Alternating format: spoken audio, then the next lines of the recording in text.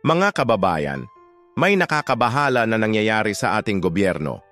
Kamakailan lang, biglang binawi ng Kamara ang plano na ibalik sa DBM ang 2026 NEP.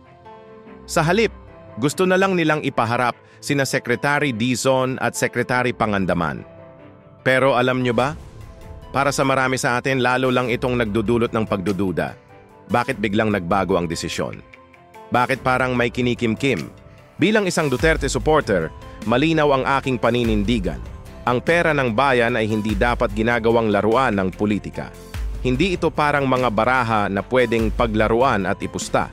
Ang kailangan natin ay mga pinuno na matapang at tapat, mga taong titiyakin na ang bawat piso ng ating bayan ay mapupunta sa tama at makatutulong sa ating mga kababayan.